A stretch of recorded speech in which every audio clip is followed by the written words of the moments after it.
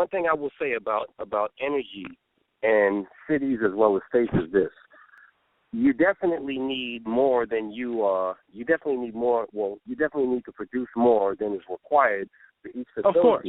Because here's the thing. The thing is that places that deal with life safety, they need what they call redundancy.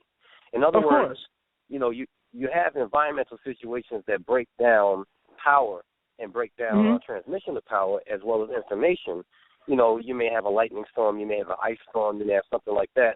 And what happens is that all facilities that are life safety and essential, such as hospitals, such as power factories, places like that, they all have generators to make sure that there's redundancy so that these devices that they're dealing with that could cost people's lives or stop the normal flow of every day, they can still run even though you don't have main feed from the grid. So I know that if we have a surplus, we, you know what I'm saying, we would definitely have to look into seeing ways in which to feed those backup power sources so that they can make sure there's redundancy because, you know, I mean, you have your theoretical use of power and then you have your real-life use of power. And as they say in the military, they say every plan only lasts the first 5 minutes of war. Exactly. Well, and I actually want to speak to that, and not only with redundancy, but anytime you design a system, especially a commercial system, you want to oversize the system. And not just speaking in terms of preparing for an emergency, but if you have a successful nation that can rapidly give a great quality of life, what's going to happen? The people in that nation are going to have bigger families, and people outside of that nation are going to want to come to that nation. So that nation is going to grow. And when you plan an energy system, you have to take into account how many people are going to be in this nation in the next 100 years. I'm going to give you an example of a country that has not planned this, and the results are absolutely horrific. Ready? It's a country called China. Basically, what China did, they experienced an economic growth explosion, and they pretty much, because they wanted to pretty much emulate the United States, they decided to aggregate so much land to basically to build all this industrial materials. And what happened was you have all these coal-fired plants, in which China is now the biggest producer of pollution in the world. Not only that, but the air quality in China is so bad that 60% of the millionaires want to leave the country simply for environmental reasons alone. In 5 years, by the year 2020, China will not have any sources of clean drinking water. So these are things you have to think about in terms of how you're going to expand these systems and what types of technologies you're going to use with respect to delivering this amount of power. I think with respect to our nation, our only competition in terms of who we should try to be like, who we should try to be better than, is Germany, because the Germans are absolutely proficient and efficient with respect to implementing new technologies into their society and making sort of driving down the cost of life. There's this thing about German efficiency. Well, it's no lie. They are rather efficient people. The only difference with us is that we have to do what the Germans did for a country of like 80 million people and basically eventually grow it from one country, starting out what we're doing in Africa, to basically growing out to the whole continent. So basically, our challenge is basically going from an organization like an organization that starts out with an operation the size of Singapore and basically growing into the size of China without having the effects of that the Chinese have had. That's one thing. Also, when you mention with respect to having an abundance of power, the power has to go somewhere. That's true. And the power you're not using, you have to store that power somewhere or generate less power on off-peak hours.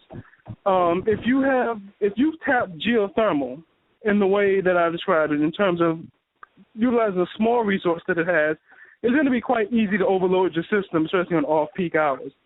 So what you do is you devote that power to other sources. For example, if you have extra electricity, in geothermal, you can devote some of that power to basically desalinating and cleaning ocean water. So now you're producing clean water to store in a large reservoir somewhere so that your nation has a ton of water. You can utilize that power to do advanced research in sciences. We're talking about strange quantum mechanics. Well, in Switzerland, we have what is called the CERN collider, which is a huge, big ring, a particle accelerator that's producing some massively important discoveries with respect to how inner workings in our universe works. Well, there's no reason to say if you have a nation with an abundance of power, there's no reason every college and university should not have access to one of those. So, it helps in that sense. Also, in addition, if you're producing a ton of electric power, you're going to want a lot of electrically powered excavation materials and electrically powered building equipment. So this way your skyscrapers and everything is built on electricity, not to mention mass transportation. And not only that, and I spoke about this with Hola, with respect to geothermal plants. You build one plant, it generates a certain amount of power. You take some power from that plant and use it to build another plant. So you sort of have a viral sort of energy infrastructure system. So you will now have an energy production system that builds itself and multiplies itself with the power that it generates. Yeah. Now, Neil, can you hear me? Yeah, look at you, brother. Oh, okay. So here's the trillion-dollar question, right?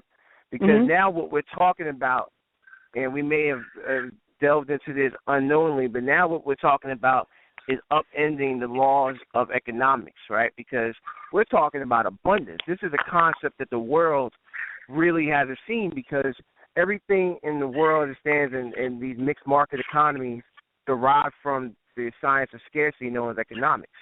So now when we talk about abundance, how do we deal with having a nation of abundance, right? And that's going to be the question, because you still have to answer that question. So, and that's why I said, if we get to the point where we produce so much of the energy that we can export the energy, we'll be able to benefit from our own borders, but then still help others around us, even though we won't be charging them like crazy prices and exploiting them, but we'll be able to make at least a modest profit for the government and benefit its people. And I think that's the beautiful thing, Well, I actually want to speak to the issue of abundance. My thing, what's very interesting about economics today is that as technology advances, it tends to drive down the cost of so many products and services down. For example, computers. 10 years ago, you would have had a desktop computer that had about 200 megs of memory or whatever, and that would have cost you like $2,000. Now you have a cell phone that has thousands of times more memory and power. That's cost you a fraction of that. So one of the benefits of technology is that one of the inadvertent effects of it is that it creates abundance in itself. So the thing is, basically, when you have a technologically advanced society, you basically generate an abundant economy. Basically, you have to, for the participants in that economy, you basically have to find new, new ventures to go into. So if you are, if basically it's really cheap, to produce electricity, and, basically it doesn't make sense to really get in that industry, naturally that industry will fall to society or the government itself. In terms of where the entrepreneurial opportunities will lie, of course, it's an information economy. So entrepreneurial opportunities will lie in the discovery and in the creation of better technology. There's so many opportunities in biomedical engineering. There's so many opportunities in, like I said, neuroscience, things of that sort. So what I love about technology is that it has exponential levels of potential to go into. Another thing that you spoke of is respect to exporting energy to other countries. There are major benefits for this, especially if you do it correctly in terms of and diplomatically. If you're able to export cheap and clean energy to your neighbors, one, it helps you very diplomatically, which is something that we will love in building a nation on the continent.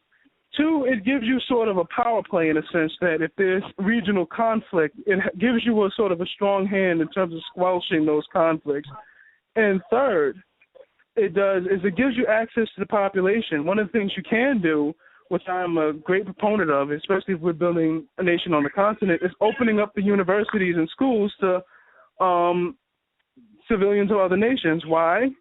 Because, and this is what Europeans have done, when you bring people into your way of life and they live in your way of life for a certain period of time, when they go back to their country, what are they going to expect? They're going to be used to your way of life. So they're going to see things from a perspective, sort of a progressive perspective, and generate the changes within that society that you have in yours. So you would actually sort of spread your culture out through that.